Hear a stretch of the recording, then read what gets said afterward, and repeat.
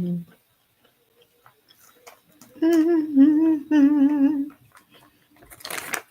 family.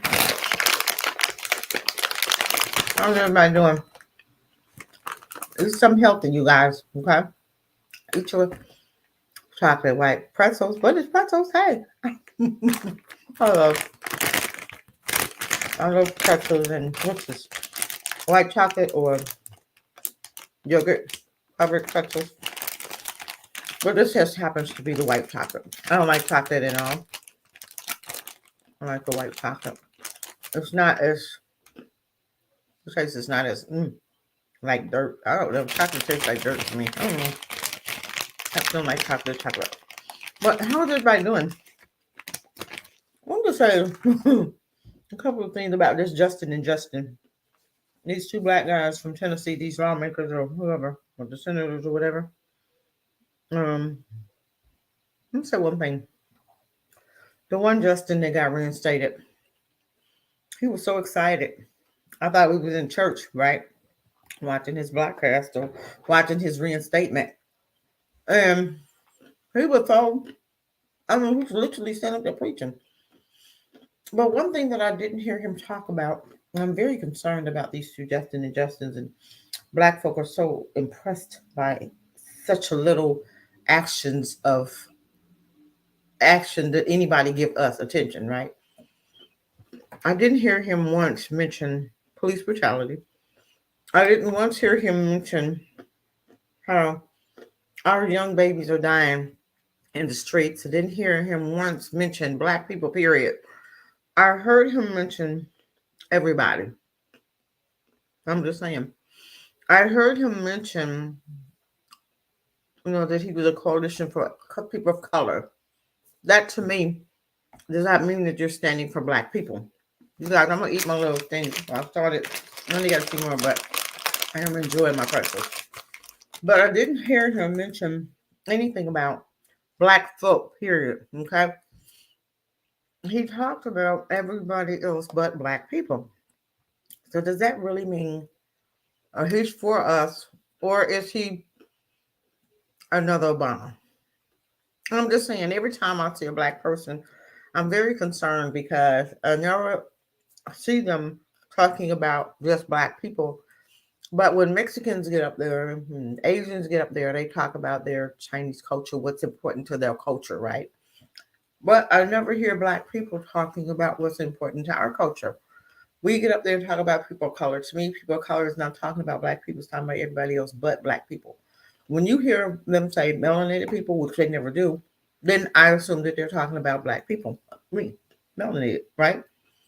But if they get up there and they are so gun ho, and they're talking, but they never mention you. Why are you so excited about somebody that's not even mentioning you? Grandma, welcome, welcome, welcome. So why are we excited about a man? And I'm talking about the Justins and Justice, the two Tennessee. I'm just starting off with that before I get into my CRT, because I'm really concerned about the CRT thing. The CRT thing is really bothering me because they're setting it up to where um, we're not going to be able to even mention um, our blackness. And America is not trying to pay attention to anything that's going to point their faults out. Okay, but when I was talking about the Justin and Justin with the two Tennessee um, lawmakers that got kicked out or banned or whatever, that happened before in Wilmington. Black folk don't know that. That happened before in Wilmington. The same exact thing happened in Wilmington, probably in the early 1919 something, 1919, 1920, somewhere up in there.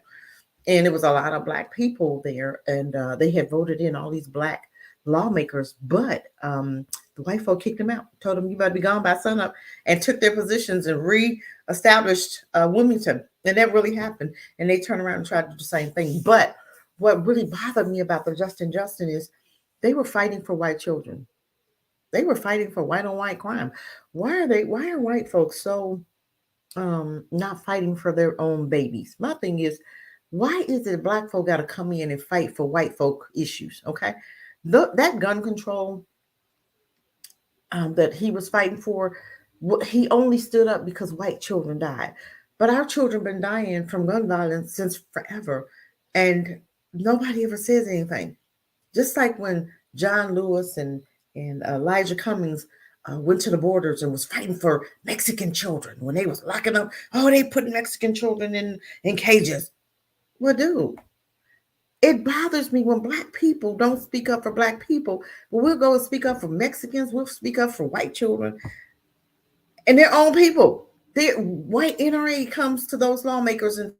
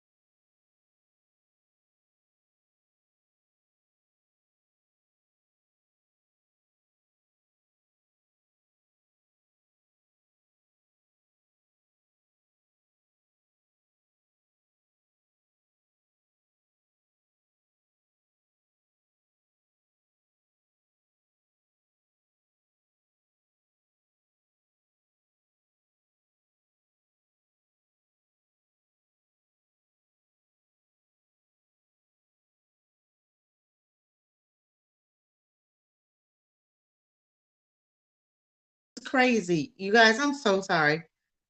You know what? I don't even understand this. I was trying to do this on my phone, on my computer, and it went out, you guys. It totally went out. It totally kicks me out.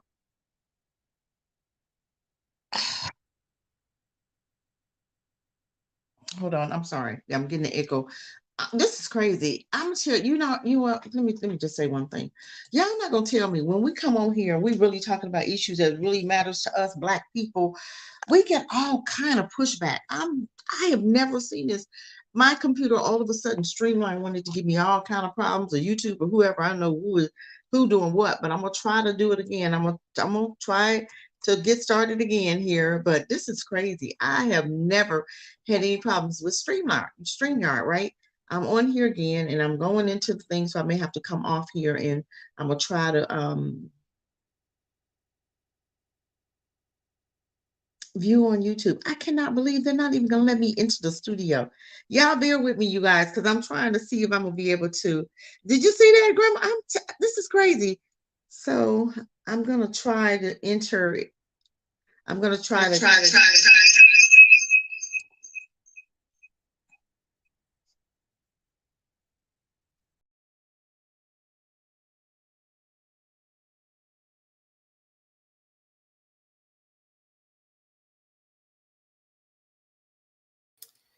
Lord, this is crazy. Hey, you got this is crazy. I have never in my life had a problem with StreamYard. And well, when you get ready, you get done, you could when y'all start talking about the white folk, they get mad, don't they? This is crazy. It just start circling and everything. So I don't know if I should stay on my phone or stay on my computer. I'm gonna try it, and if it gives me problems, then I'm gonna switch over to my phone and I'll stay on my phone. But I didn't want to do my phone because I had things on my computer that I want to share. So let's try this again. And we were talking about this Tennessee 2 or 3. They said 3, but I only saw 2 that got kicked off. I only saw 2 that lost their position, which was the Justin and Justin. The white woman did lose her position, but I wanted to mention that again. I want to just reiterate about the Tennessee 2. I'm gonna say Tennessee 2. They were fighting for white children. They weren't fighting for us. They weren't fighting for anything black. When they came up and they mentioned their speech, right? I saw where they were talking about everybody. The Rainbow Coalition. They were talking about everybody but black people. So at what point is this? Let's go a little bit deeper before I get into critical race. I'm going to talk about critical race, but I want to talk about these two young men because black people are really looking up to these two young men. But let's not forget, we're getting ready to vote. This is the year for voting. Okay. So we have to understand the Democrats are going to do whatever to get the black vote, but not promise you anything. These young men came up here and they talked about everything else but black folk. Am I correct? Did they mention black people one time? They did mention black folk one time. So that to me is a huge flag, and white folk is backing these brothers. That right there, that's a no-no. I understand something. When you got white folk backing you, that means you are so safe for them that they're not even worried about you coming against them. Y'all black folk better start learning their tactics. When you got a bunch of white folk coming after somebody or coming and agreeing with them, why are they agreeing with these brothers so hard? The media is even agreeing with these brothers. What is going on with that? That right there is a huge flag for me. I'm watching everything. I'm watching them like hawks right now because they are put up by the Democratic Party and they always choose people. They choose leaders for us. They choose leaders that's not going to do anything for us. They choose leaders that's going to take you down a rabbit hole that leads you to nowhere. They choose leaders that's not even going to ask for anything for black people, but he was up there shouting. I thought he was in church. I thought we was in church when I was looking at this dude. He was putting on such a performance. I'm glad. Oh, I'm glad. He wasn't even saying nothing. What the hell are you glad about? What are you glad about? What did you get reparations? Did they pass a bill for an anti-hate crime bill for us? Did they tell you you're gonna get a check? They reinstated you, told you they was, and then he said, "I'm glad about what? I was reinstated. Massa almost took my room, or took my cabbage, cooked my cabin, and I'm glad that he did. I'm glad they stopped white folk from taking something from me." What are you glad? I just couldn't understand it. I'm hearing it. Oh, I'm glad, but I didn't understand what he was glad about because I didn't see where you did anything. I just seen where you were reinstated, but you weren't fighting for black issues. You weren't fighting for black children. You weren't fighting for reparations. You weren't fighting for police brutality to end. You weren't fighting for anything that was of substance for black people. So you're glad, but we're still sitting on a corner or sitting out here looking for reparations, looking for a check, looking for police to stop abusing us. But you glad. So that's the story for another day. But we have to understand now, this is the Democratic thing. This is a movement of Democrats still doing the same stuff. Got the candle, they got the little carrot, dangling the little carrots, and you falling behind the carrots again, another 4 years, and you're going to get absolutely nothing again. Are we tired of getting nothing? I'm done. I'm done with talking about that. I don't care. Y'all sit up there and be glad about nothing if you want to. I'm so tired of black folk falling for the same trick. Every 4 years we get the same trick. We got another Obama. He black, he Obama, he talking about how glad he is. They was chosen for us. So they put two black men up who's glad about nothing, fighting for white children, fighting for everybody's issues but black people. And he's glad. We're glad. And we're excited and we're taking up for these brothers and we, going to bat for them. But I didn't see where they was banning not to ban CRT. I didn't see where they was banning LGBT in our children's schools. I didn't see where they're banning anything to be glad about. But you keep being glad, and black folk, y'all keep on voting for people that's doing absolutely nothing for you because it sounds like another Democrat tactic to me. So I'm just saying, okay, I got StreamYard pulled up just in case on my phone. Just don't know what's going to happen with this stream, but let's get into CRT. Let's get into this. This CRT is really bugging me and bothering me. You guys, I started eating some pretzels. I think I got a couple more in here. I love pretzels. The chocolate color with the white cover chat pretzels. But I am so concerned about the CRT banning that is really, I wanted to understand what was the fuss.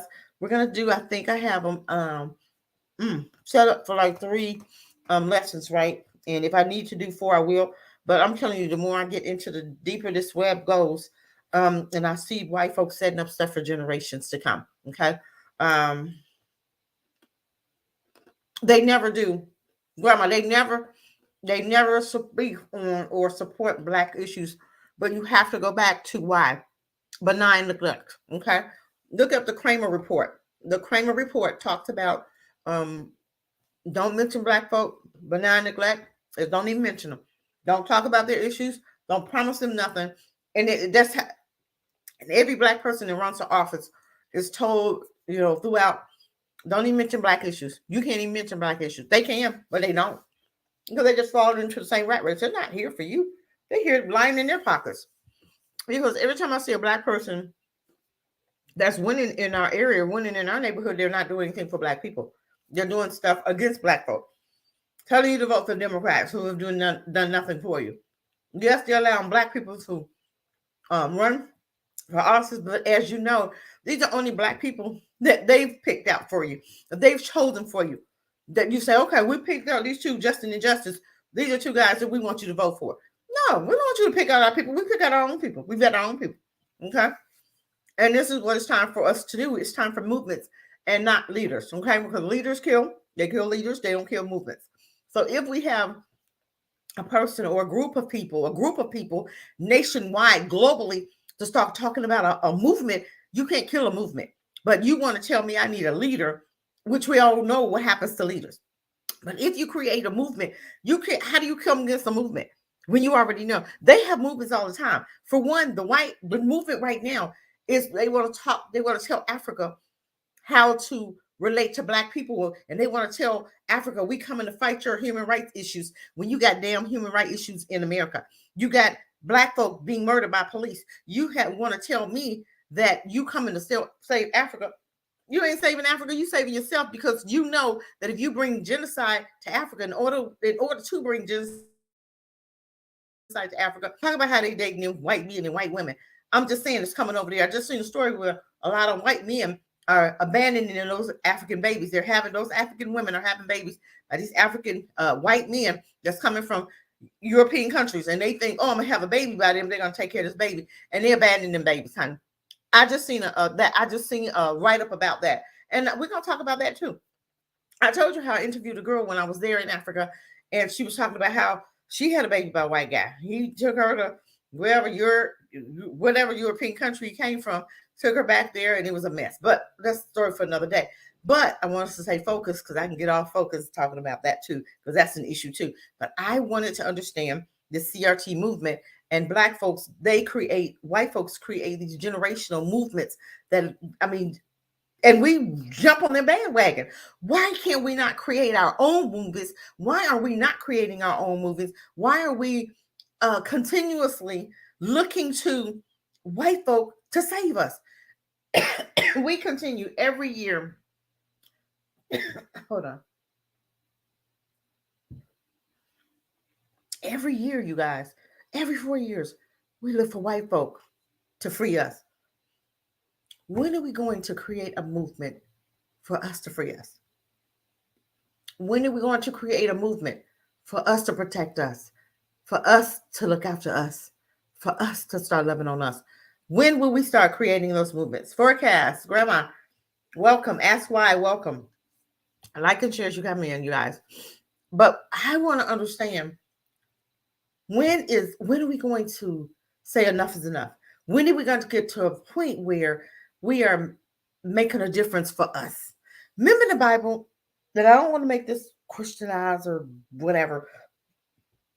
Excuse me, but I remember in the Bible when God told Samuel to ask the people if they want leaders, they want a king, or do you want me?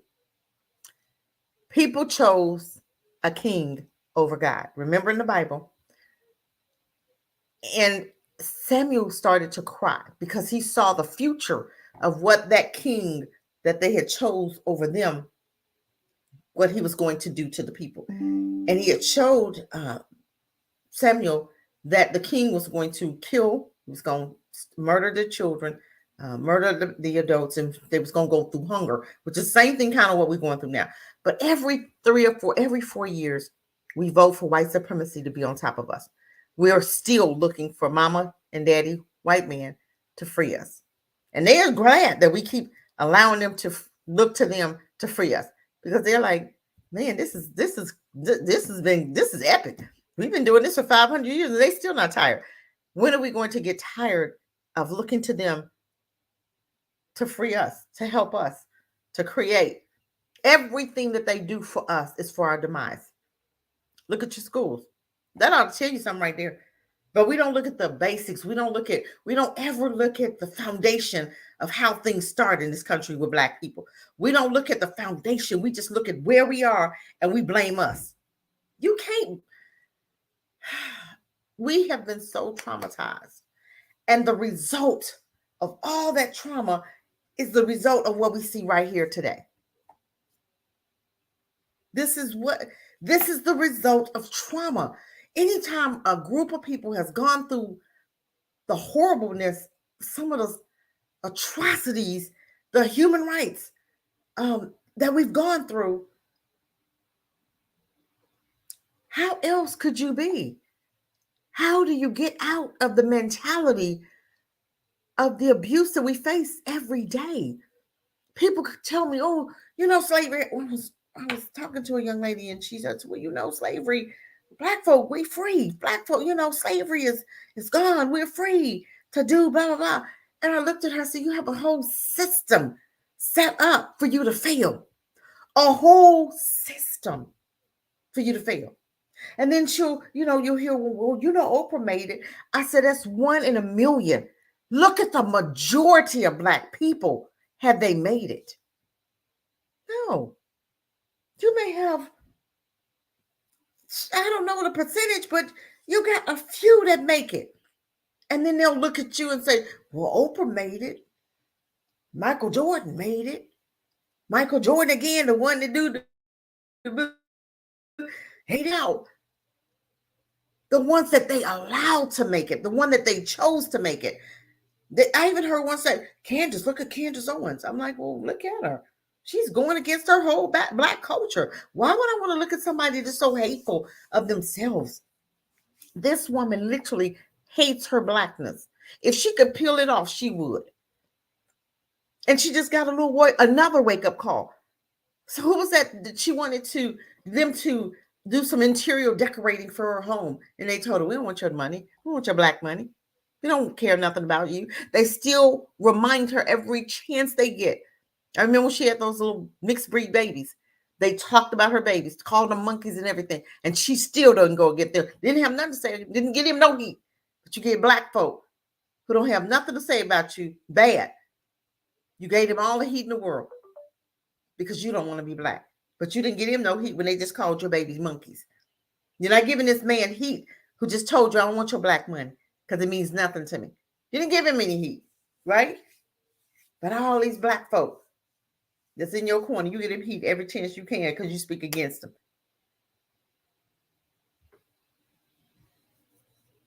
Yes, Grandma, I'm looking at the kings were evil. Yes, they were. And they took Israel, still taking Israel through, and we still putting kings on us, even with the LGBT. Remember in the Bible, they said, introduce Israel to sin. Introduce Israel to sin, and they'll bring curses on themselves. Remember, it's some things that I read all the time, and I'm like, man, this is where we are, but we refuse to understand.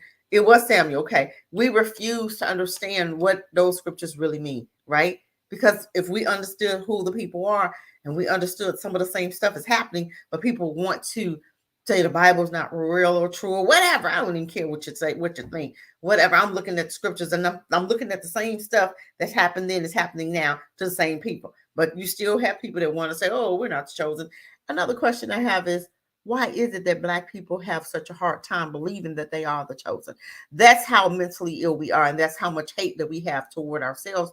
So when somebody tell you that you are the chosen, you want to fight against, oh no, I'm still a piece of dirt. I still don't matter. What do you mean I matter? How do I matter? And we'll argue that you're not royalty. We'll argue that you're not the chosen. You'll argue against being the chosen to be a piece of dirt. Make it make sense. That's how you know that we're dealing with this mental illness. They got on Candace Owens for liking the Snoop Dogg Dr. Dre halftime show. She had to apologize. See what I'm saying? See, she can't even like something about her culture. She has gone off the deep end so bad. And they was like, what? You liking something about your own? Girl, if you don't apologize for that, because we paying you to hate your own. We're paying you to go against your own. But now here you is talking about Snoop Dogg, blah, blah, blah, blah. But you have to understand she got to stay on code. Because once they know that they didn't bought you out, you don't have a choice but to stay on code. Look at Clarence Thomas right now. Look at him. The same brother. Now, this dude has sold out black folk his whole life. Okay. The same thing with Jesse Peterson. Remember, Jesse Peterson did the same thing. You have to see the pattern. Do we see a pattern right here? Do we see a pattern right here?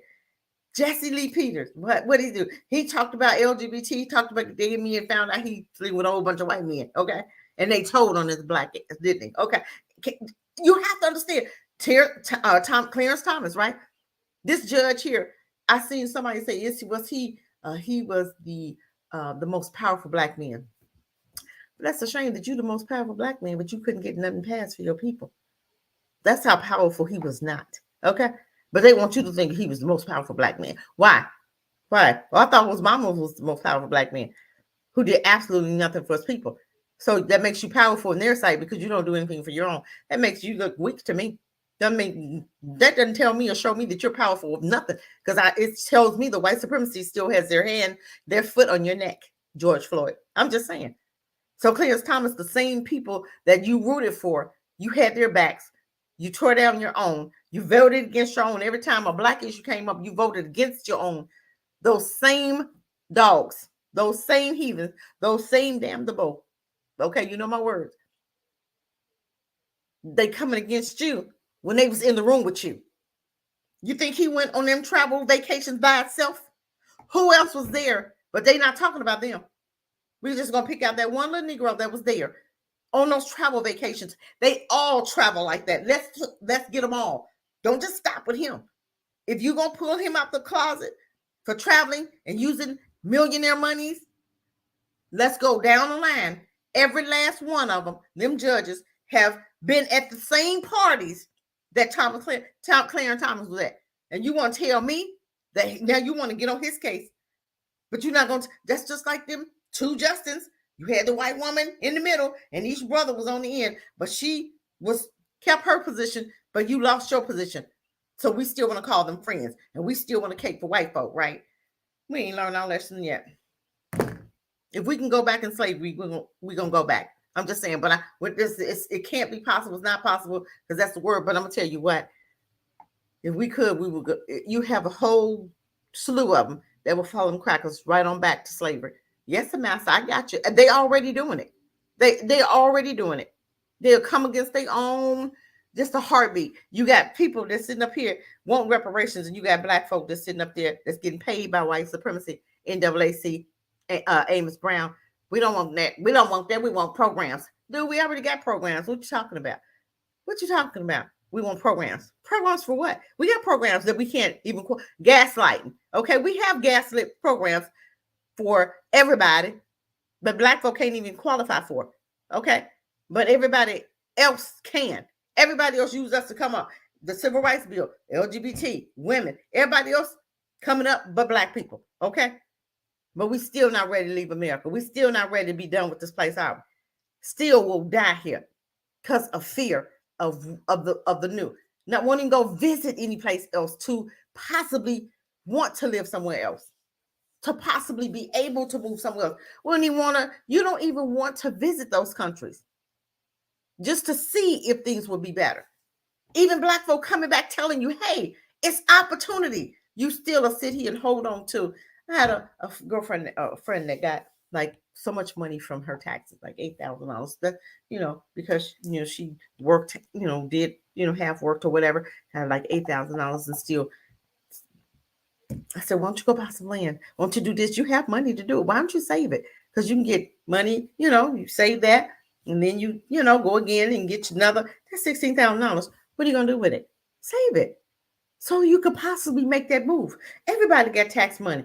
That means you pay too much taxes, but okay, if you want to save it, pay too much taxes and get your money back at the end. I choose to get mine when I choose to get mine now.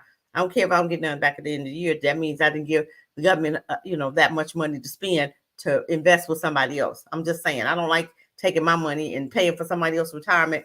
And that's exactly what you're doing, paying for somebody else's retirement. And then you just get your money back at the end of the year. That's what it is. You paid too much taxes. But we have to begin to realize that this thing is going down fast. I've still been doing research trying to see what can we diversify um, in our money. Seeing that American money is done it's really done. It's just a matter of time. And I was just asking my girlfriend the other day. I said, well, seeing how the government, money is done, Social Security, what's that going to be in a digital form? From what I'm understanding, it's going to be in a digital form. From a certain time, you're not going to get cash. They're going to put it on a card or digit. It's going to be digital. So if you moved away, they can stop your money at any time. This is getting really scary because I don't want the government digitizing anything. I don't ever want anybody to have that much control over my breath. If I breathe or not, they can turn off the air today and we don't breathe. They can turn off the lights today and you'll freeze to death. They can turn off the electric today and you'll freeze to death. People, we don't understand how much we are relying on them for every breath. Who was that said, if a man is relying on his enemy for every breath, at any second you can be dead. At any second you can die. Because we're relying on them to breathe. We're relying on them for everything. But let's talk a little bit about this critical race theory, which is the main topic today. And I'm telling you, so much other stuff going on right now that I just wanted to just mention a couple of other things. But I don't even know. It's so much going on that we're forgetting who our enemy is. We're looking at our own, thinking that that's your enemy. And that's the sad part about it, because we're not doing anything that's going to free us. And these crackers are making laws, gender neutral, where they don't even want your daughter and son to say I'm a girl or a boy. But there's a difference. God said it was a difference.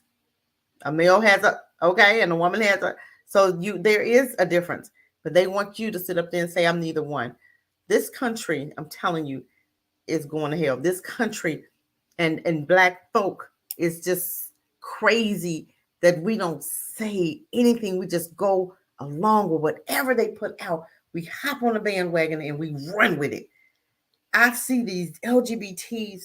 I see the white ones are very racist when it comes to black, but the black ones will fall for anything that these white LGBT put out there for them to follow, and they'll follow it, and they'll actually go against their own and say, I'm LGBT first, I'm not black first. But those LGBT the white ones, gonna follow behind their own. And they just, and I don't think black folk understand. They have just sold themselves out on every level. What is going on to where our mentality, we just don't think for ourselves. We let them lead us down all of these crazy paths. And the foreigners coming in here, they are fighting for LGBT not to be taught in their children's schools. They are literally having meetings. And I've seen the Afghanistans and the Ukrainians or whoever come in and say, no, you're not going to. And they were angry. And they were like, really, you're not going to teach my child this LGBT, Bakari, welcome. You're not going to teach my child this, and you're not going to. And they were standing up and they was fighting for this stuff. But black folk, no matter what they do to us, you can teach our children masturbation. You can teach them sodomy. You can teach them, read a book to them in the library. And you got black children. Somebody's going to sit their child there and say, well, I'm just not against anything. I'm just, I don't care what people do. I care. I don't want my granddaughter sitting up there looking at two men kissing and two men on TV having sex. Literally, it's getting to that point where, you are. I seen a movie, I watched the survival movies, but it was one movie. I don't even know the name of this thing. This thing was, I don't want to see LGBT every time I turn on. Now, it used to not be on Netflix as much because I watch a lot of documentaries, a lot of other stuff. But my granddaughter now, I'm watching, come on, let's watch a movie. So we're watching the movie, and what do I see pop up? And I'm like, everything we watch now has LGBT in it. But you have to understand the agenda. If you don't understand the agenda, then, you don't understand that you're being indoctrinated. That's a teaching moment for me with my granddaughter. And I'm going to reiterate. I don't care what society tell you to do. This is what it is. You have only folk, crazy people, humans that sleep with the same sex. Do animals, dogs sleep with the same sex? No. Does birds sleep with the same sex? No. You mean to tell me birds and dogs, animals is more smarter than humans? Are you freaking kidding me?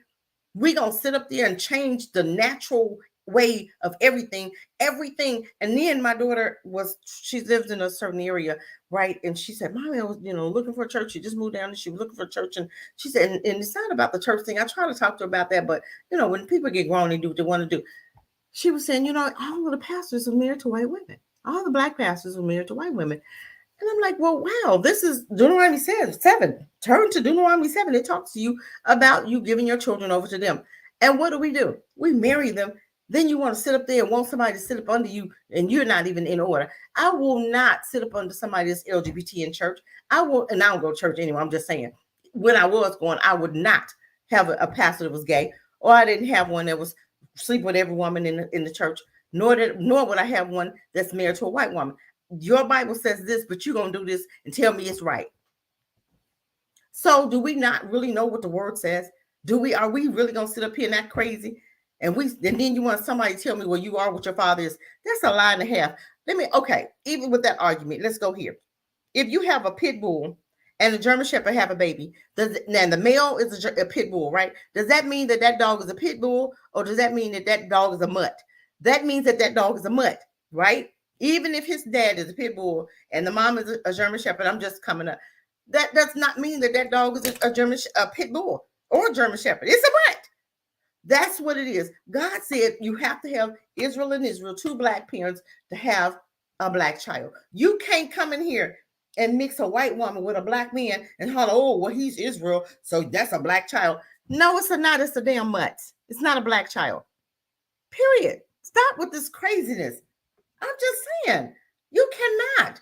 You just gonna put your own take on it. He already told you not to give your children to them, and we giving our children to them. So guess what we're creating? We're creating new white supremacy, because some of those black children that have them white mamas, those white mama leave those black men, and they get with their kind, and they dog out that mixed breed child, and they dog out black folk in front of that mixed breed child. So what happens to that mixed breed child? The mindset is done.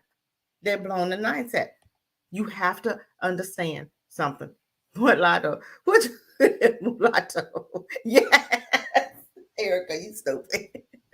Mulattoes, huh? Mutts. Yeah, mulattoes. See what I'm saying? You even got it. That's what they telling you. They telling you they mutts, right? But we didn't understand that, right? We didn't understand that. So you're not going to tell me you are what your father is. No, you're not. You're going to say that, but that's not true. It is the truth. They're mulattoes. They're mutts. They just put a little name to it, a little twist. But let's get into the CRT. Boy, I'm telling you, it's a lot going on right now, family. It's a lot. But let's talk a little bit. I just want to start off with how did it all start? We all thought it was Kim, but it was another man that talked about CRT back in the 70s. Let's meet him. And let me introduce him to you. Okay. I'm not as good at this as you forecast. This is your gift. This is not my gift. Maybe you could take this and you can create the CRT thing for me. Okay. This is forecast gift. He is really the bomb at his Sunday treats, his Sunday meets, his Sunday Black History class. It's the bomb. I'm telling you. I love it. I'm always, waiting on it. Right. But mine is not, I'm telling you, that's not my gift. That's forecast gifts. Okay. I just put mine together and I come and read and whatever. But yeah, his is much better than mine. So if that's what you're looking for, you're not going to find a 100% forecast over here. This is Cassie, not forecast. So let me see here. What I got to do is share my screen. Okay. I'm going to do the entire end. But we have to understand, I'm telling you, we are so busy trying to, not trying to get along with everybody, that we are just messing ourselves up totally. Okay, let me go in here and see. This is the man behind the critical race theory. Okay. Derek Bell. Okay, this is who first started it. Okay, I'm going ahead and make sure my lives are okay, that everything is where it needs to be. Okay, so let's talk a little bit about this. Okay. So the man behind the critical race theory is an attorney. Derek Bell worked on many civil rights cases, but his doubts about their impact launched a groundbreaking school of thought. We have to understand, from what I was understanding about CRT, CRT was just talking about the system. It was talking about America. It was talking about the system that America set up, the systematical racism that America set up, and it was pointing fingers at white folk for setting up a system. Now, it really didn't have a lot to talk. It was yes, it's talking about race, but it's really talking about the system that America set up to cause Black people to fail. That's from what I'm understanding about it. It's really not something that's even taught to our children. It's not something that's taught to grade school, middle school, high school. It was taught in college. So now they got to the point where they don't even want to teach it in college, right? Let's talk about Mr. Derek. Let's talk about him. Okay, I'm gonna play this story. I want to more or less play it than me read it, but I will kind of go along with it. But it's maybe 30. It's not that long. It's 30 minutes, but I'll stop it as we go along and kind of comment on it. But I really want us to understand about it, and I really want us to talk about it to understand what is it? Why is white folks so crazy and up in uproar? They'll hear one thing, well, it's racism. Okay, let me ask you a question. If it's racism, Lord, this thing is crazy. If it's in fact racism, let me ask you this. We're talking about the history that was done to Black people. It's history, but it's their actions. So does that mean that they were the racist ones that it's talking about? Or are you talking about Black people that want to shine the light on what you did to us, but you calling us racism because we're shining the light on your actions toward us? So who's really the racist? The system you set up, the people that put the system together, that now you want to point the fingers at the people that's calling you out for your BS and the system you put together, but you want to call me racist because I'm putting attention to what you did to me. Does it make it make sense, please? Did that make sense what I just said? Make it make sense. These are the people that we are dealing with. And you want to call us mentally ill? Them some damn double bastards. Them things is just, they don't make sense. Nothing they do makes sense. Nothing. But we want to follow them. You go ahead and follow them. But we're going to go ahead and we're going to talk about a little bit of this. And I'm hoping that it's going to keep us on target. I think it did. But I just want you to introduce this young man to you. Okay? Older man. He's probably. Autumn presents Annals of Equality, published in the print issue of The New Yorker with the headline, The Limits of Liberalism, written by Jelani Cobb, read by William Demerit. The town of Harmony, Mississippi, which owes its origins to a small number of formerly enslaved Black people who bought land from former slaveholders after the Civil War, is nestled in Leake County, a perfectly square allotment in the center of the state. According to local lore, Harmony, which was previously called Galilee, was renamed in the early 1920s after a Black resident who had contributed money to help build the town's school said, upon its completion, "Now let us live and work in harmony." This story perhaps explains why, nearly 4 decades later, when a white school board closed the school, it was interpreted as an attack on the heart of the Black community. The school was one of 5,000 public schools for Black children in the South that the philanthropist Julius Rosenwald funded, beginning in 1912. Rosenwald's foundation provided the seed money and community members constructed the building themselves by hand. By the 60s, many of the structures were decrepit, a reflection of the South's ongoing disregard for Black education. Nonetheless, the Harmony School provided its students a good education and was a point of pride in the community, which wanted it to remain open. In 1961, the battle sparked the founding of the local chapter of the NAACP. That year, Winston Hudson, the chapter's vice president, working with local Black families, contacted various people in the civil rights movement and eventually spoke to Derek Bell, a young attorney with the NAACP Legal Defense and Educational Fund in New York City. Bell later wrote, in the foreword to Hudson's memoir, Mississippi Harmony, that his colleagues had been astonished to learn that her purpose was to reopen the Rosenwald School. He said he told her, "Our crusade was not to save segregated schools, but to eliminate them. He added that if people in Harmony were interested in enforcing integration, the LDF, as it is known, could help. Hudson eventually accepted Bell's offer, and in 1964 the LDF won Hudson v. Leake County School Board. Winston Hudson's school-age niece Diane was the plaintiff, which mandated that the board comply with desegregation. Harmony students were enrolled in a white school in the county. Afterward, though, Bell began to question the efficacy of both the case and the drive for integration. Throughout the South, such rulings sparked white flight from the public schools and the creation of private segregation academies, which meant that black students still attended institutions that were effectively separate. Years later, after Hudson's victory had become part of civil rights history, she and Bell met at a conference and he told her, "I wonder whether I gave you the right advice." Hudson replied that she did too. Bell spent the second half of his career as an academic, and over time, he came to recognize that other decisions in landmark civil rights cases were of limited practical impact. He drew an unsettling conclusion. Racism is so deeply rooted in the makeup of American society that it has been able to reassert itself after each successive wave of reform aimed at eliminating it.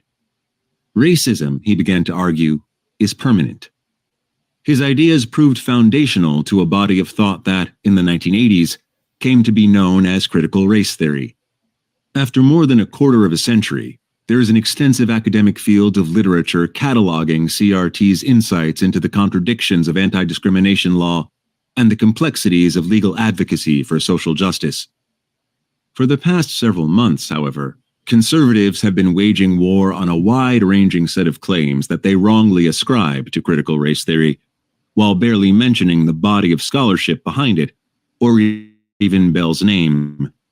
As Christopher F. Rufo, an activist who launched the recent crusade, said on Twitter, Listen to this. "The goal from the start was to distort the idea into an absurdist touchstone. We have successfully frozen their brand, critical race theory, into the public conversation, and are steadily driving up negative perceptions. We will eventually turn it toxic as we put all of the various cultural insanities under that brand category," he wrote. Accordingly, CRT has been defined as black supremacist racism, false history, and the terrible apotheosis of wokeness. Patricia Williams, one of the key scholars of the CRT canon, refers to the ongoing mischaracterization as definitional theft. Vinay Harpalani, a law professor at the University of New Mexico who took a constitutional law class that Bell taught at New York University in 2008, remembers he's creating a climate of intellectual tolerance. There were conservative white male students who got along very well with Professor Bell because he respected their opinion, Harpalani told me. The irony of the conservative attack is that he was more respectful of conservative students and giving conservatives a voice than anyone. Sarah Lustbader, a public defender based in New York City who was a teaching assistant for Bell's constitutional law class in 2010, has a similar recollection. When people fear critical race theory, it stems from this idea that their children will be indoctrinated somehow. But Bell's class was the least indoctrinated class I took in law school, she said. We got the most freedom in that class to reach our own conclusions without judgment, as long as they were good faith arguments and well argued and reasonable. Republican lawmakers, however, have been swift to take advantage of the controversy. In June, Governor Greg Abbott of Texas signed a bill that restricts teaching about race in the state's public schools. Oklahoma, Tennessee, Idaho, Iowa, New Hampshire, South Carolina, and Arizona have introduced similar legislation. But in all the outrage and reaction is an unwitting validation of the very arguments that Bell made. Last year, after the murder of George Floyd, Americans started confronting the genealogy of racism in this country in such large numbers that the moment was referred to as a reckoning. Bell, who died in 2011 at the age of 80, would have been less focused on the fact that white politicians responded to that reckoning by curtailing discussions of race in public schools than that they did so in conjunction with a larger effort to shore up the political structures that disadvantage African Americans.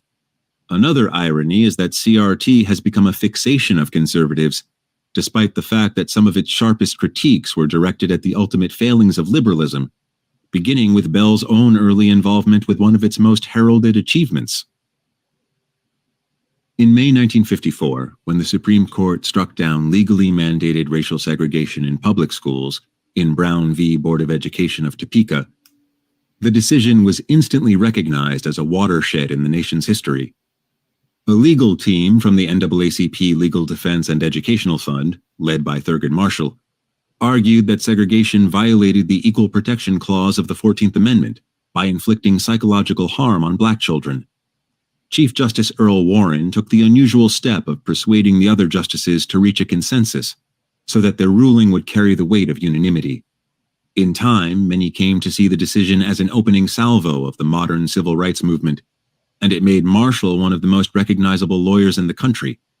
His stewardship of the case was particularly inspiring to Derek Bell, who was then a 24-year-old Air Force officer and who had developed a keen interest in matters of equality. Bell was born in 1930 in Pittsburgh's Hill District, the community immortalized in August Wilson's plays, and he attended Duquesne University before enlisting. After serving 2 years, he entered the University of Pittsburgh's law school and in 1957 was the only black graduate in his class. He landed a job in the newly formed Civil Rights Division of the Department of Justice, but when his superiors became aware that he was a member of the NAACP, they told him that the membership constituted a conflict of interest and that he had to resign from the organization. In a move that would become a theme in his career, Bell quit his job rather than compromise a principle. He began working instead at the Pittsburgh NAACP, where he met Marshall, who hired him in 1960 as a staff attorney at the Legal Defense Fund.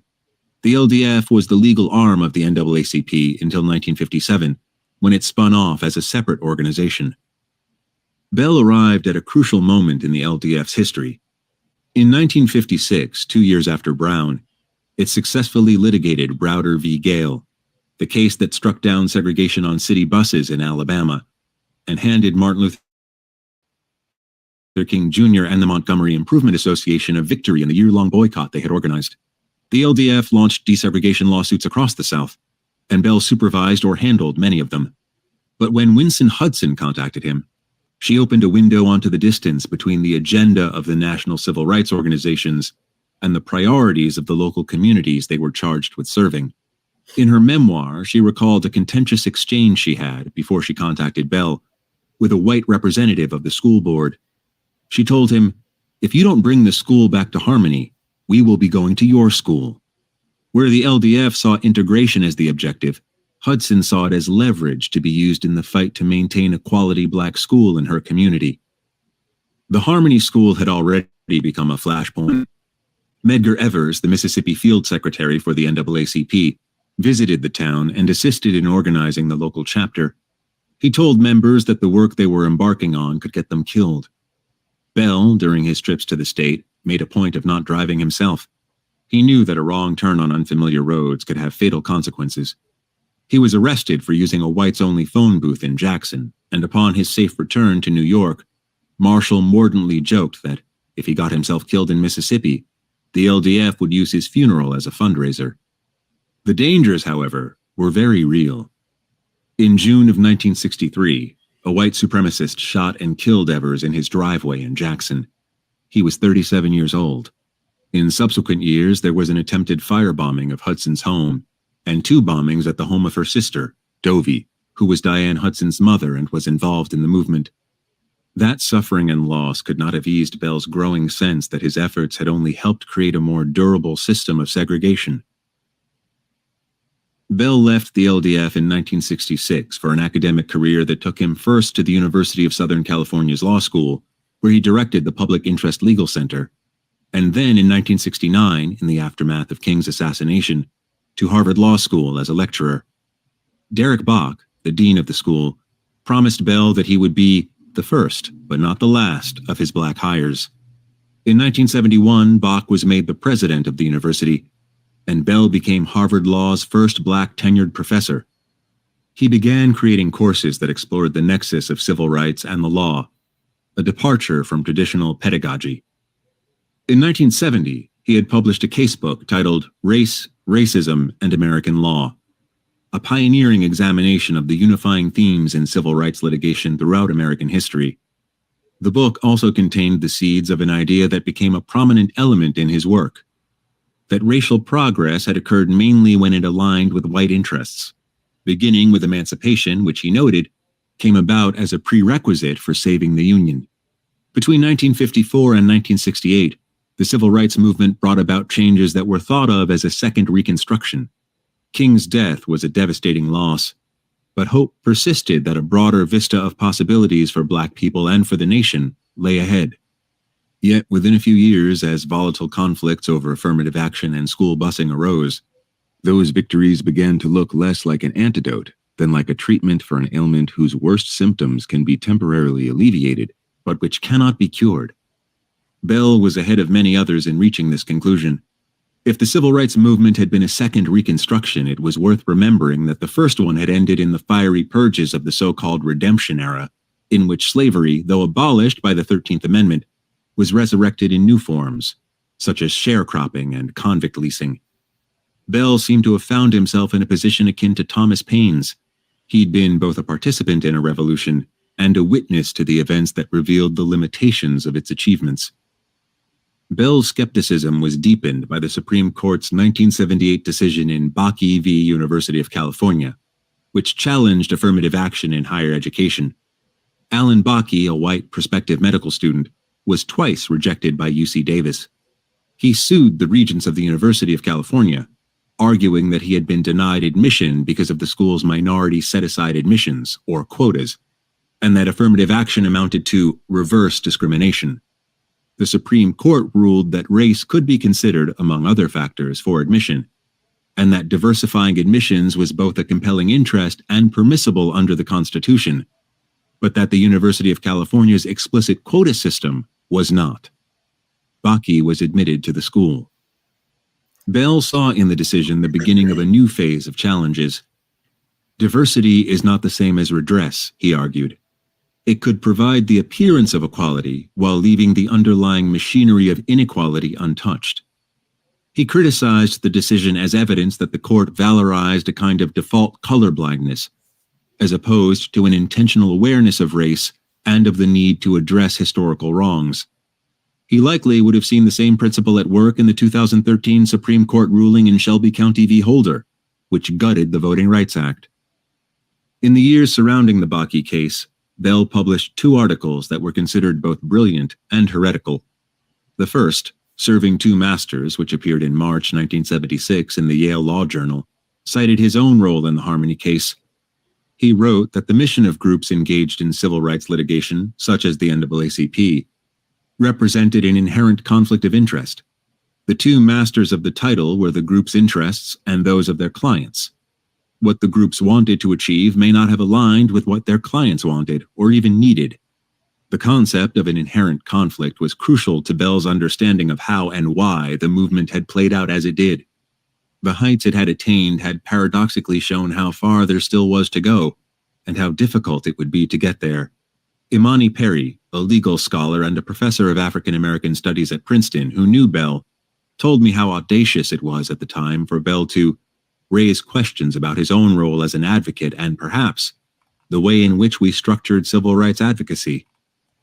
Jack Greenberg, who served as the director counsel of the LDF from 1961 to 1984, I want to break in just a little bit because I want us to understand that Bill was recognizing something even while he was in the midst of fighting, coming up with, just like I remember what they just said about only we win when it's going to benefit them. He began to realize that, yes, he was fighting for this, but it was still, they were only winning when it was going to help them. You understand what I'm saying? And then I'm going to read some of the comments. Hold on. This is why we need to educate our own children. And it says, Thurgood Marshall, forecast said, Thurgood Marshall said we cannot be equal to them until we go to their schools. You know what? And Thurgood Marshall, even though it's a lot that can be said about him, right? I wish you would do a whole live on him forecast. That dude was, his mindset was, I see him as a Clarence Thomas. That's what I see him as. And Grandma says, why was it so important to attend their schools? Exactly. We could have created our own. We could have created our own education system. We were looking at their schools because they were newer, because they had this, that, and the other. But guess what? We could have put our own money into our own schools. You never let enemies educate your children. That's the thing. And this is what I'm seeing now in our schools. We are still allowing them to educate our schools, educate our babies. So what we're seeing now, and I heard somebody say, "Oh, pray for our babies." I'm like, no, get them away from them, get them out of their schools, because evil communication corrupt good manners. We have gotten to the point where our children act like their children, right? But then our children get punished for acting like their children. Their children get away with it, but our kids cannot. But a whole lot happened even back in the day where our teachers could not even follow our kids to their areas. Okay, could not even go to their to teach their children. Right, our doctors didn't come integrate with their doctors. Our doctors had to be stuck. We ended up closing our hospitals because we was going to theirs. So so let me ask you again, was coming together with them the best for Black people? Okay, Black people forecast said, Erica says, let me see, I'm trying to get with these comments. It says, Erica says, forecast, I'm sorry, says, Erica, I think it came from NAACP and Thurgood Marshall may have been mulatto. Black people just wanted the money and resources they were entitled to, or to stop paying taxes to them. And then, Erica says, Grandma says, because Chief, this is a very educational and informative live. I wish more people were here. This is important, and it is important, but a lot of people, they're not ready for this. They're not. You have to understand. You know what my husband was reading? He said 2/3 of Black people are going to die. And that's what it's written. So we can't expect to save everybody. We can't even expect everybody to want to hear this, because a lot of Black folk are ashamed of being who they are. They don't even want to be Black. They don't even want to know nothing about Black people, because we are so busy trying to please white folk. We don't want to upset the apple cart. Yet Clarence Thomas was his replacement. Yes. And they chose him, right? Yeah. And then Bakari, it's important to attend their schools because the oppressed see the oppressor great while divulging themselves and devaluing themselves. But see, you have to understand, this dude was what he was trying to do. He began to see the results of what was happening, okay, with the critical race theory. But this is the man that was behind it originally. But I want to not continue with this one right here. I want to go and want to go to hold on. I want to talk about this a little bit. Let's talk about this. Let's just start with a basic definitional question. When you hear critical race theory over and over again, what should people understand? How do you define CRT? So I first want to just make a distinction between CRT, which is a theoretical framework that I learned in graduate school and read about in graduate school, versus teaching about race and racism in American history critically. So critical race theory is a framework. It's a theoretical framework that was developed in the 1980s by legal scholars to help us understand how it is that structural and racial disparities endure in our society, and how that is actually engendered in some of our laws and policies.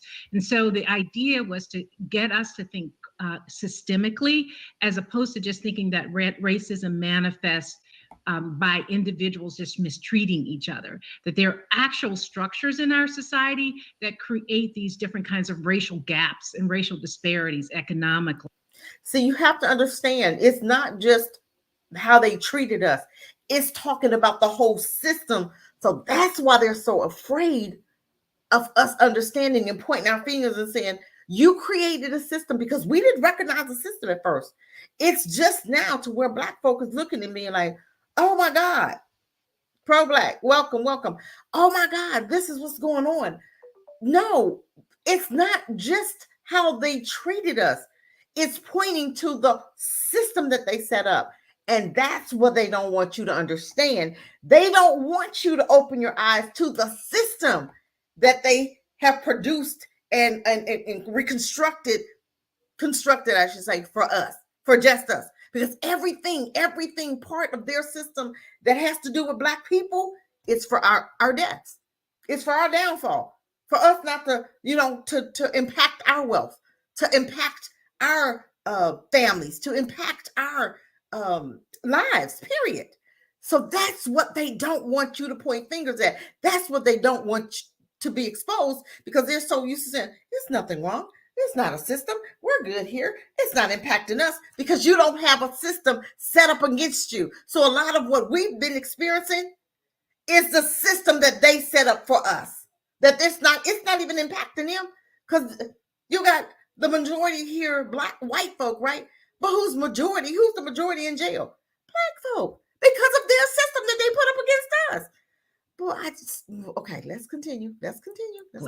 In terms of housing, in terms of education. And so that's what they do, is that they actually show us how how laws that are supposed to be neutral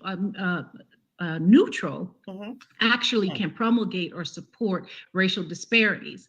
That's a theoretical framework.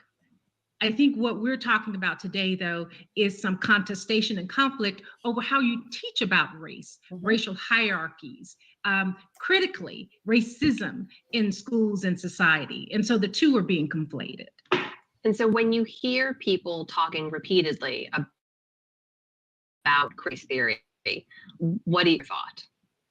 Well, I hear people talking about critical race theory. I see that as a straw man for many communities, politicians particularly, trying to shape the knowledge base and what we teach students. I think that there is some fear about raising consciousness about structural inequality, about structural racism, because it does implicate many of our practices in our society. It indicates what we would have to do differently in government. And some of that is ideological, in terms of there's a lot of resistance to how we do things to be fairer and more just in our society. So, there are a number of, I read a really good article just yesterday in the New Yorker about the origins of this conflict and who's behind it. And it's a concerted effort by many on the right to mitigate the extent to which we really augment and increase the understanding of racism in our society. Okay, you guys.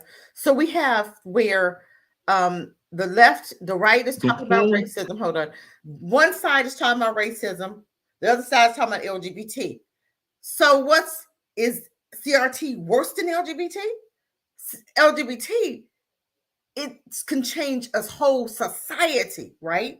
When you're talking about gender neutral, hey, we're teaching our babies all this crazy sexual stuff, teaching them, gender is not important, transgender, all of this crazy stuff, which can change a society. But if we talk more about critical race theory, which is something that white folk ain't ready to talk about, because then you're going to be able to point fingers and say, this is a system you set up, now you got to fix it. They don't want to fix that system because they're real good with that system. Let's listen to this brother, what he has to say about it. Purpose of critical race theory is to provide Americans with a way to understand the legacy of racism, even though those stories sometimes hurt. It's anti-American training that vilifies white people and demands they apologize. The best learning for students about social studies and about our democracy and our country is the learning where students can really grapple with the issues and really come to a deeper understanding of how our past informs our present. All of this revisionist, woke curriculum, you are not going to do this to our children. Do what to their children? Show them your history. Show them how you treated Black people. Show them the system that you set up. That's what they're afraid of. This is crazy. This is a great opportunity for America to be real, to be honest, to really go in and begin to revamp some things that they set in place, or not them, more or less, but their ancestors set in place. Okay, you don't want this out, then change some things so that you can at least say, okay, our ancestors did this. Tell your children, our ancestors did this right here, but we're going to do this to fix it. That's not what they want to do. They don't want to fix nothing because it's been working for them. So we're not even going to talk about it. We're going to keep on sweeping it under the carpet, and we're going to go over here to Africa and tell them about their human rights. Really? But what about your human rights issues, America? What about your systematic racism that you set up to harm Black people in the country? No, they don't want to talk about that. Oh, we can't talk about that. Let's keep on doing what we've been doing. It's nothing to see over here. Africa, I want you to do blah, blah, blah. No, you want us to genocide each other. That's what because they know, okay, well, how else can we handle all these babies just planning on Africa, is known that by 2050 it's going to be quadruples of people in Africa, right? Because it's the newest, the youngest culture, right? The youngest culture continent, right? So how do we stop that? We stop that by LGBT, because you won't be reproducing yourself. So let's go over there and let's make them do, jump on a bandwagon with us, because we already are not reproducing. Okay. So by us not reproducing, they're going to reproduce more. They're going to come up over us, because Black folk, we have babies like crazy. Okay. We don't have problems having babies. You can look at a Black woman, she's pregnant, period. You already know that. But for them, they're not reproducing. They're not having babies. And it's almost like it's a God thing for them. It's nothing that we're doing, because everything that you did to Black people ends up happening. It ends up coming back to you. Remember, they put Planned Parenthood in our neighborhoods, right? Say now they reaping that consequence. Every time they do something to us, they have to reap it, and they still not putting two and two together. But let's go ahead and finish this. Teachers across the country are caught in the middle of the latest flashpoint in America's culture war, critical race theory. So what exactly is it? And why is there a push to ban it in schools?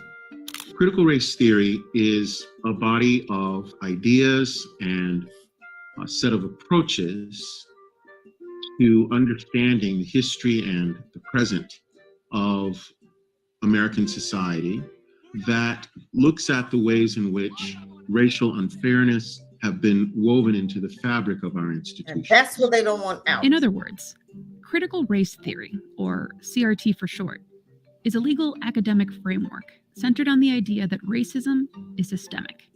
It first started to coalesce in the 1970s, when Black, Hispanic, and Asian legal scholars were researching the persistence of inequality despite the landmark legal victories of the civil rights era. The legal scholars undertook a set of analyses and investigations that were aimed at trying to make sense of the puzzling persistence of racism in our legal system, in our political system, in our economy.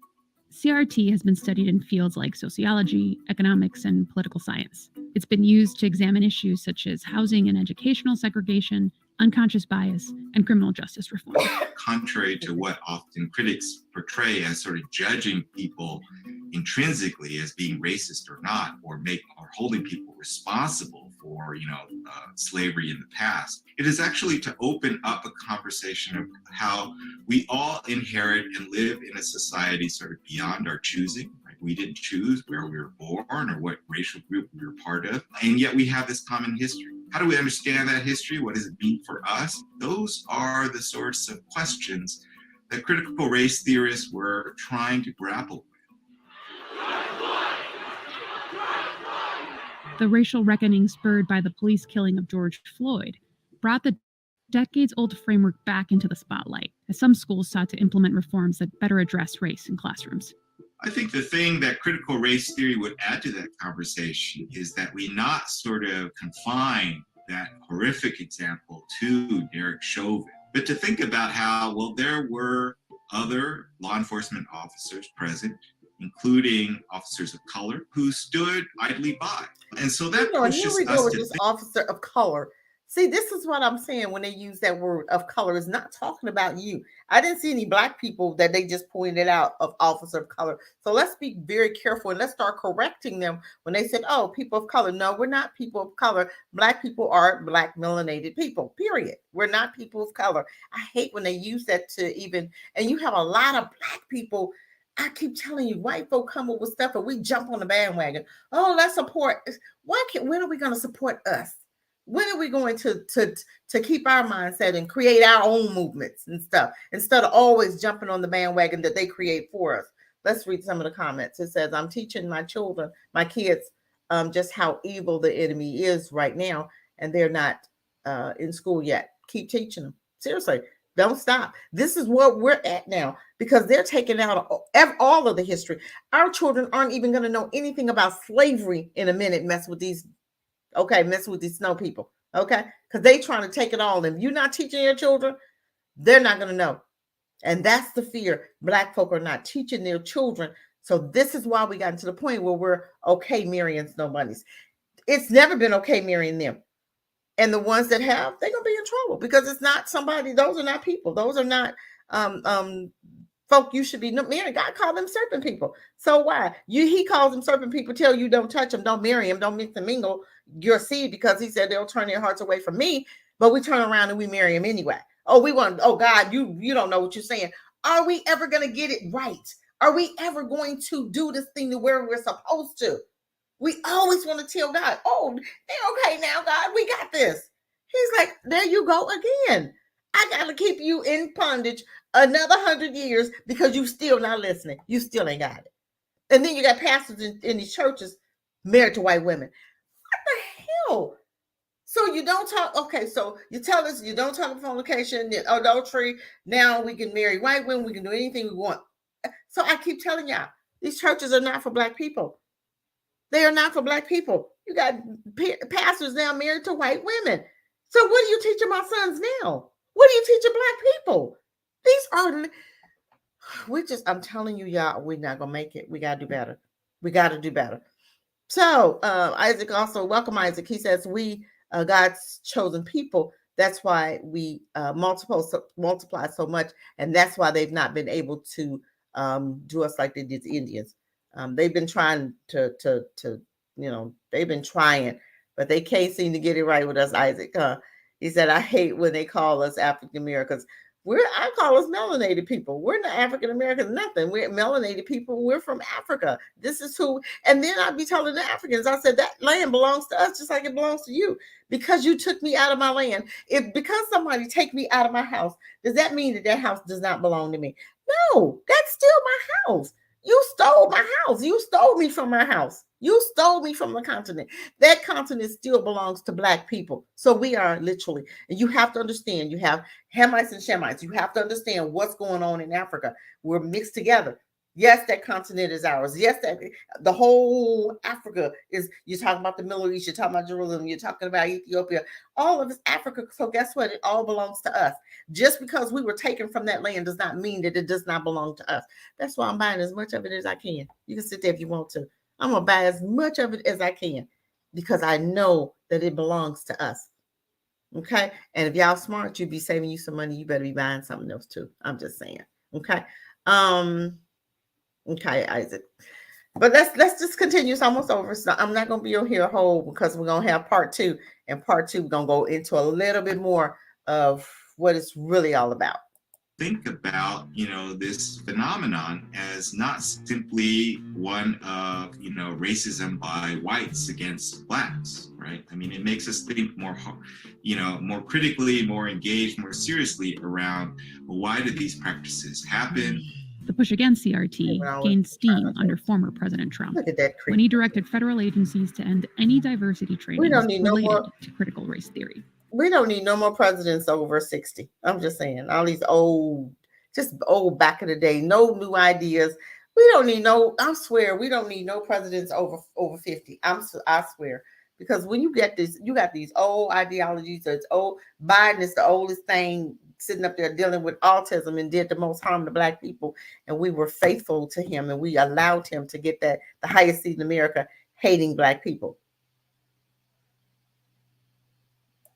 Though ultimately blocked on First Amendment grounds and rescinded by President Biden, the fight over CRT at the state level is still in full effect. The focus on CRT is a way to latch onto a concept that very few people sort of really understand, which sounds kind of scary perhaps to someone not, trained in what it means, and latch onto that as a kind of football in this sort of ongoing fight over, the future of this country with regard to racism.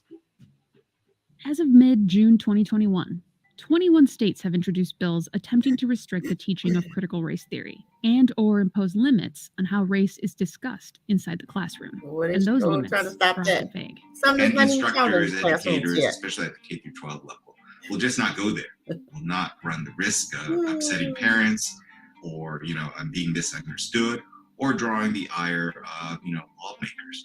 In Texas, for instance, House Bill 3979 says teachers must explore current events from multiple positions without giving, quote, deference to any one perspective. There's language in this bill, like teachers need to present a balanced perspective on current events, for instance. They have to do their due diligence to present multiple viewpoints. But what happens if they're talking about an issue in the classroom and they try to present multiple viewpoints, but the student comes home and tells their parent about the lesson that day, and the parent thinks, well, they didn't do a good enough job of presenting this viewpoint. So who decides when the teacher has done an adequate job of presenting multiple perspectives on an issue? It saddens me and disappoints me that instead of really embracing this opportunity to confront our nation's past and to tell authentic and more accurate narratives about experiences of diverse people in this country, that we're looking to sweep it under the rug. And that's what America does. Erase it even further from our memories. Right. We are not trying to talk about critical race theory. We're not even trying to talk about anything dealing with Black people, period. It doesn't matter. They're not important. We're going to keep it all talking about American history and all this craziness. And we're going to continue telling them that Christopher Columbus discovered America, all the lies. And we've allowed it for so long. And we still continue to allow certain things to be said and taught to our children. Let's talk about, I want to see, and that's not the one I want. Hold on. This is the one I want right here. Let's talk about, this is Kim's theory, okay? Let's talk about a little bit. Now, this was the one that created it, that came up with it a little later, okay? I think it was like in 2021. She recreated the idea, but the idea was already out there, but let's talk about it. Some of you may be wondering, what's the deal with the GOP freak out over critical race theory? It's everywhere and was even used as a GOP call to arms at a conservative Christian conference last week. The old Marxism used economics to gain control. The new Marxism uses identity politics. And the result is something that looks nothing like America. There's no reason to believe that this new Marxism will result in anything but what the old Marxism resulted in. Critical race theory is racism, pure and simple. Here we go again. And it should be rejected. Why is it racism? But they created it. It's their history. So why? Here I go again. Why is it racism? Who created it? We didn't. Who created it? It's their history. How you treated Black people. But now you're ashamed, so fix it. Oh, I don't want to fix it. we're gonna bury it. We're not gonna talk about it. We're gonna write laws against it. We're not gonna talk about it. We messed up America's moral code. Well, what moral code is that? When you're sitting up here allowing men to sleep with men, what moral code are we talking about? And that's what one person said. Oh, we're messing up America's moral code. How? You're teaching my child LGBT. You're teaching them it's okay to masturbate. You're teaching them it's okay to sodomize each other. You're teaching them it's okay. So what moral code are you talking about? Oh, when it's Black folk, it's a moral code. But when it's you doing what you were doing since the beginning of time, this is nothing new. The LGBT is something that they did. They was doing this back in the Roman days, right? Men, they went to war. They slept with each other out there. The only time they came home was to have sex with their wives, to have children. And then they went on back to the woods to sleep with their buddies. That's what they did. Then now you sleep with your children and your dogs, okay? This is what they do. This is nothing different. It never changed. This is who they are. Let's face it. It's never going to change. So now they want to introduce it to your children because they've been doing this for so long. It's okay. It's nothing morally wrong. It's not morally wrong. We're talking about equality. Equality to what? But then when you want to talk about Black folk and how you treated them, oh, that has something to do. Now you're getting into the moral issue of it. Make it make sense, family. Let's continue. By every American of every race. And let me tell you right now, critical race theory is bigoted, it is a lie, and it is every bit as racist as the Klansmen. So how is it your history a lie. How? What part is a lie? What part is the lie? We're talking about the same guy that when Texas went through and nobody had heat, he got on the plane, left Texas, left his people, and went to Mexico. What did some part of Mexico, or went on a trip, right? His country, his area in Texas was going through, this was when they had that little freeze, right? And nobody had heat. Texas froze to death. So people died. He was on a plane, and I forget wherever he went, but it was summer. It was, a nice place, sunny. They were swimming, bathing. But you left your constituents to die. This is but black folk keep putting Ted Cruz in there. He's the biggest racist ever, him and DeSantis. Okay? But let's Men in white sheets. Okay, but here's the thing. None of this is random. This is the result of a highly manufactured strategy created by seasoned political operatives looking for the perfect wedge issue to take back power. Something to combat the energy of the multiracial coalition that took Georgia, and something to replace Blue Lives Matter, since January 6th exposed that slogan as a sham. Conservatives in Congress took note and started chattering, which was then ingested into the feeder system of Fox News. The tagline disseminated, and the war against critical race theory took off. No one wants a boogeyman near their kids, and certainly not in their classrooms. The operatives know this.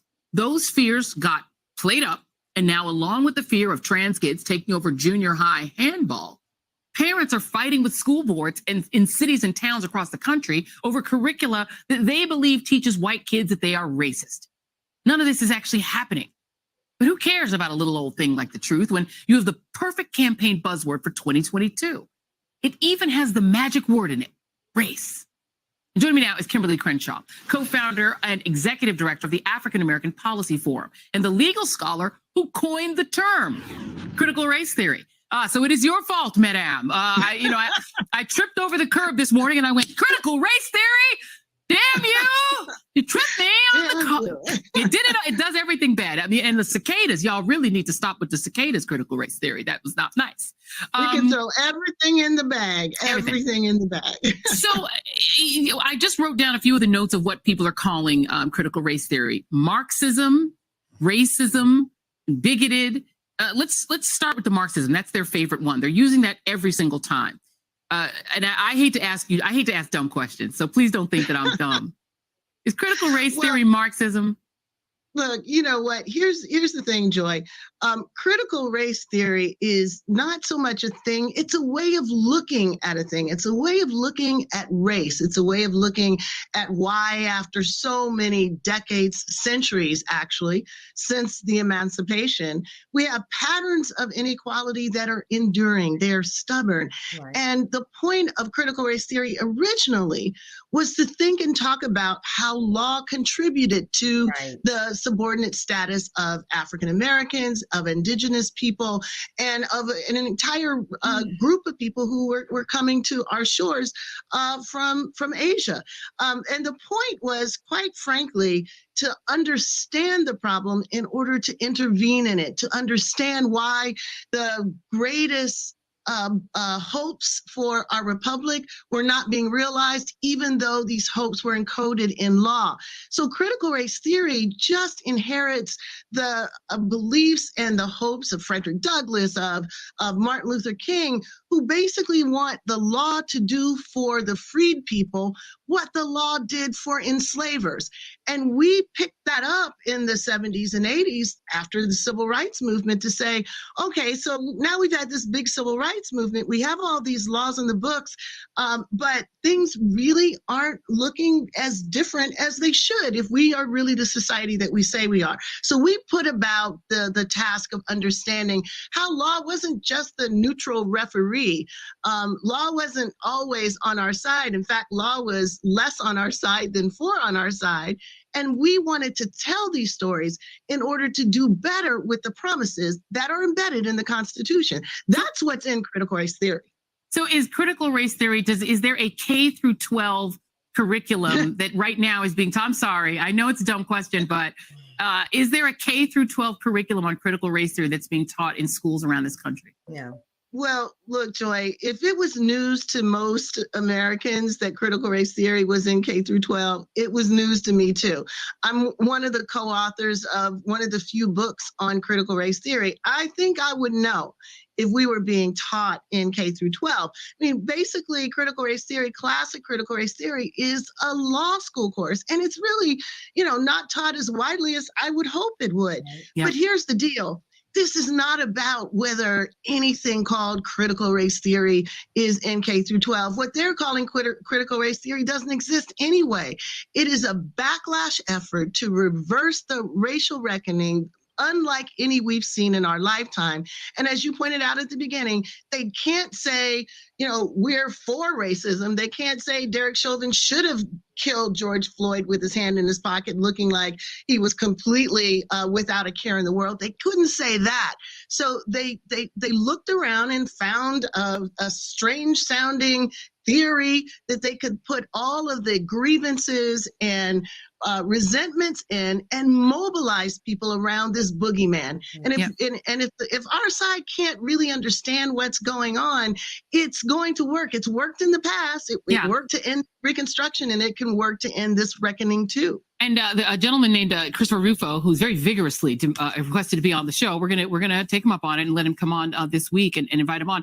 He literally said, we've successfully frozen their brand, critical race theory, into the public conversation and are steadily driving up negative perceptions. We will eventually turn it toxic as we put all the various cultural insanities under that brand category. To wit, Fox News has mentioned critical.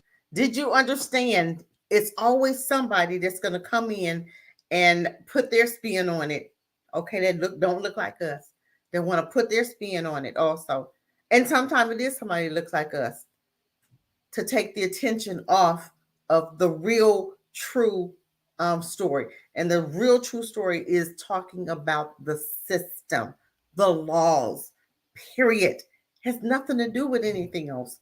It has everything to do with the system that they've been getting away with, because you're not looking at the system. Fair use, I keep wanting to say fair use, fair use. All of this is fair use, educational purpose only, because I don't want you two to be tagging me, okay? But we have to understand what the big deal is. The big deal is the system. And they don't want that exposed, because they've been doing really good without us really recognizing that it's the system that they've set up against you. Redlining that still exists. Tell me the redlining is gone. You have laws that's gaslighting, that's talking about redlining being gone. Redlining is still here. You go to a bank and they'll talk about, well, that area, we're going to give you $20,000 if you go to this certain area. That's redlining. They just didn't call it that. But they rewrapped it, they'll re-promote it and call it something different. Gentrification now is segregation. It's still the same thing, but they just rewrap it and present it just a little bit different. That means the same thing. Gentrification, segregation, still the same thing. Means the same thing. Is never a difference. Let's read some of the comments. It says, greetings, critical. Greetings, critical race theory has taken on pejorative term along with the word woke. Anything that is remotely connected to Black people always has a negative connotation. Exactly. Then Tuco says they want to portray their people in the best possible light. Of course they do. And then, of course, Granny talks about, yes, he did go to Mexico. I thought that was where it was, but I wasn't sure. Tuco says, again, to their warped world, the truth is seen as a lie, and a lie as the truth upside down and world for real. Yes, Grandma, see this as what makes this is why what makes me hate them of their. And then Tuco says of their bloody history. And then Bakari, we must accept the fact that the people we dealing with is crazy as hell. And they're all on medication. I keep telling people these are Satan's children. They come to kill, steal, and destroy. Whose attributes are those? They come to kill, steal, and destroy. And they're super toxic. People don't understand. When they come, a whole lot of, they bring toxicity with them. They bring trauma and drama with them, period. Black folk can be in a certain place. We're good. But let them come on the scene and you got all kind of craziness happening. Okay. Let's see what else we got. Who else we got? Bakari said they're crazy. They can only survive in a controlled environment. Therefore, they will remain crazy so they can keep their control by force. Okay. Wow, William, welcome. Greetings, beloved. We must separate 100%. I totally agree.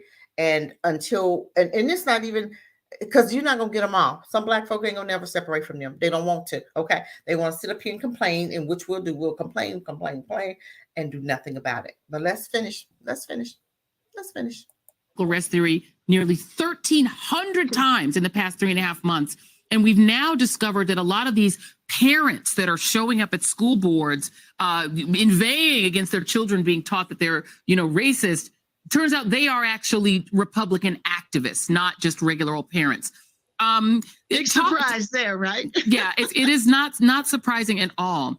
So I guess my last question to you would be, what do you worry is sort of the purpose of what they're trying to do? Because this is political. It is about getting out the white voters in 2022. Is there a bigger risk to naming critical race theory as some sort of Marxist? So is this just political? And Jory, I have an issue with her anyway, but my thing is, I just wanted to see her interview the young lady Kim. But my thing is it just political? No, it's not just political. Absolutely not. It's to change. Generations. Okay, because the laws they write laws to keep us from teaching our children, or not even our children, but even with the lawyers, the law schools. Okay, even stop that. But I think it should be taught in high schools.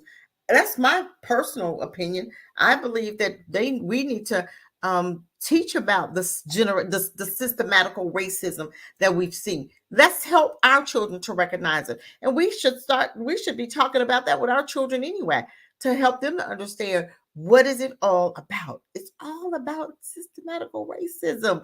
When it comes down to it, Jory says, oh, it's political. It has, to me, the bigger picture is their system. They don't want to expose their system.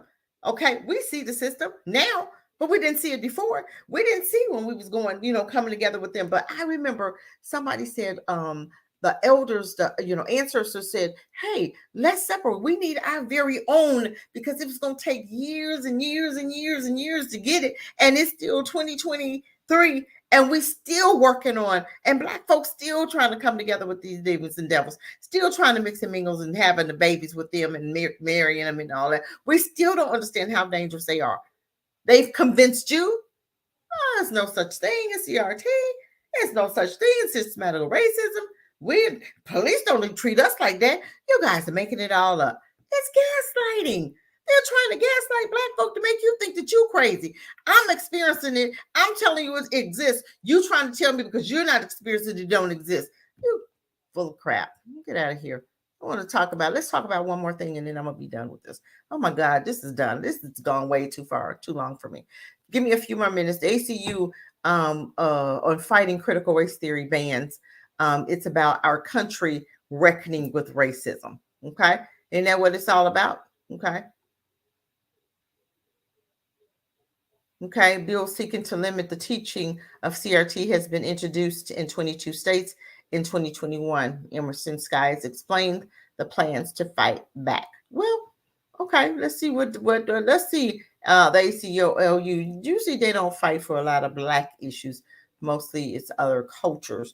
This was very strange for me to even see the ACLU picking up on anything for black people. Wilbur says, I agree with separation first starts in our minds. Yes, we need to separate ourselves from religion. Yes. And politics. Yes, it has to start there. You're right. It does. If 2020 is a year of racial reckoning for the United States, 2021 is shaping up to be one of backlash. And you have to understand 2020 was white folk took a lot of L's with George Floyd, the officer. They took a lot of L's.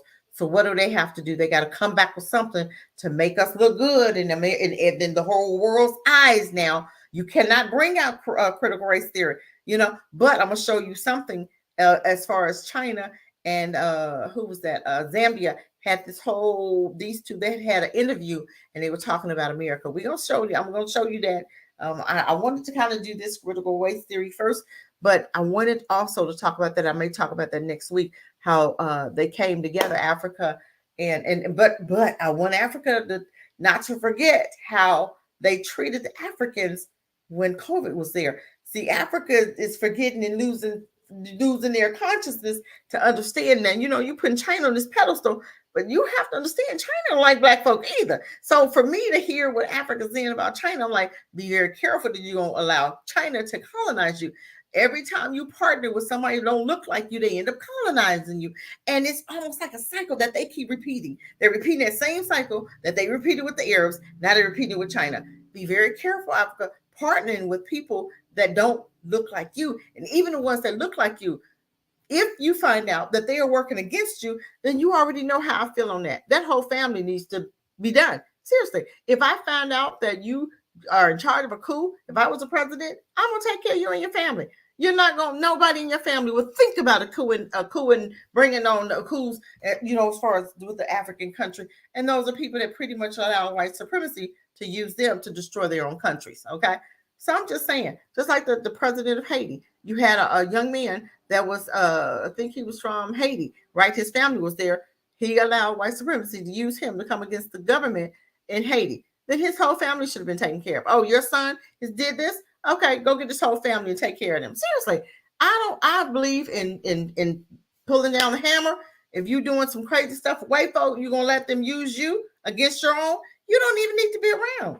Because I'm gonna tell you what, back in the biblical days, if you was a traitor, you was a traitor. They took care of traitors, did they not? They took care of all of them, the whole family.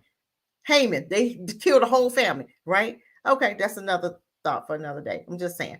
A concerted campaign against efforts to address persistent racial inequality has consolidated under the watchword of critical race theory.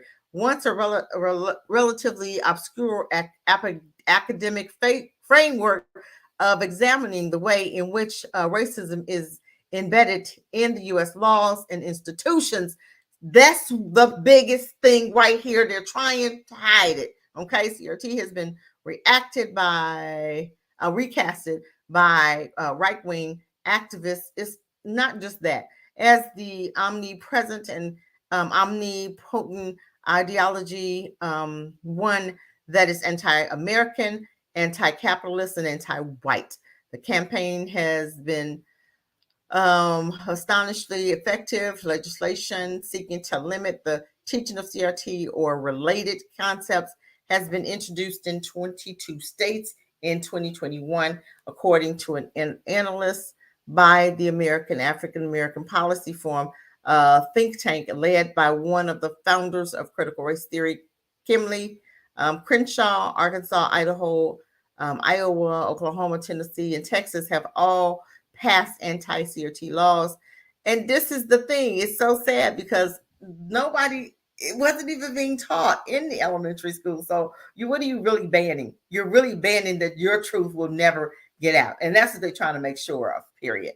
The Florida, Georgia, and Utah have passed resolutions, legislation to Alabama, Kentucky have already pre-filed anti-critical race theory bills for the 22 legislative sessions. Okay. We're not going to read all this because I'm going to be done because I don't want to really go into a big, long, 2 or 3 hour, but we're going to pick up this next week. And next week, we're going to talk about critical race theory, the threat of our country. Is it really a threat to the country? Okay. This is what they're trying to say, that critical race theory is a threat to the country. And CRT, is it more dangerous than the LGBT?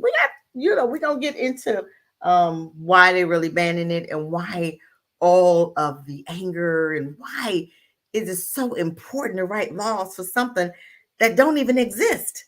We're going to talk about that. I'm not going to hold you guys too much longer. I think I'm going to, I don't want to talk about that now, but we'll talk about some of this next week. I'm going to let you go right now. I didn't want to go all into all of it, today, because I didn't want to overload you. I think an hour and a half is long enough. 2 hours is long enough to be on a live. I don't like to do 4 or 5 hour lives. You guys know that. But with that said, we're gonna be done for the day. I'm gonna stop sharing right now, but you guys can read the story if you want later about ACLU fight fighting critical race theory bans. It's about our country reckoning with racism. You can read that if you want to. I just didn't want to go all into, it's kind of long. I think it is. I don't want to do all that. Yeah. It does seem like the campaign aroused very quickly without the money. Yeah, I don't want to read all that, but you guys get the gist of what I was trying to really put out there as far as what was the big deal. What is critical race theory? I think I kind of got unfolded that, but we're gonna really go a little bit deeper with it next week to really understand what is really the big deal. Okay. With that said, family, y'all have a great day. We're gonna be done. I'm reading some comments. No, their new numbers are dwindling. Yes, they are. I agree with separation. Numbers are dwindling. And that is the last minute attempt to hold on. I'm reading some of the comments to push back against what is inevitable. Yep, that's two calls. Says thanks for bringing up this topic. More people should be here. Well, you know what? I think people that need to see it will be here. They'll see it. I don't trip about that. Seriously. But thank you, you guys. Y'all have a good day. We're not gonna I think this is enough. I don't want to overload you guys with a lot of extra stuff. I don't want to go on and on because we only can keep our focus for so long. I don't want to overwhelm you, but I appreciate you guys for even coming over just to take time out. Pro Black, I seen you live earlier. Awesome. It was amazing. Keep on doing what you're doing. You're doing good, bro. Let's not forget Ram of the Bush. Okay. We met with some people last week, and I got some people that introduced me to some other people. And one guy is an investor, okay, that he's going to introduce me to. So hopefully I'll be able to put on some housing. I didn't even think I was going to do this at first because I know, it was so new and I was trying to bring people down, do all that. And I'm like, no, now I'm looking at a need for it because of the reentry program. I got, people coming out of jail that's needing places to live, and also single Black women that don't have a place to live with children. So it's two different things that I'm trying to integrate with Ram in the Bush. So you guys just hang on in there and y'all keep on, sending me positive vibes. How about that with Ram in the Bush? Grandma, thank you. I appreciate you guys for coming over. We're going to end this live on a good note because the good note is that things are changing, you guys, and we got next. Okay, we really do have next, and you guys better be preparing for what's coming. Get your lands, get your monies, get your money out the bank, and I've really been looking into something to diversify our monies in, and that is so important right now for us to find something else to put our money into, because, like I said, I go to Africa, they're not even going to use American money, so I got to find something to put my money in, okay? Because they're not even going to take American money, they're American dollars at all. And usually when we've gone back, one American dollar was like 18 or 20 to theirs, and now they're telling me they're not even going to take our money. That's scary, okay? So, but we're going to come up with something, okay? But thank you. I appreciate you guys for coming over. I thank you for your time. You didn't have to come, but you did, and I appreciate you guys. And you guys take care. And I thought you look, have a great week, you guys. Have a great week. Oh, I guess I'm done. Take care. Peace, family.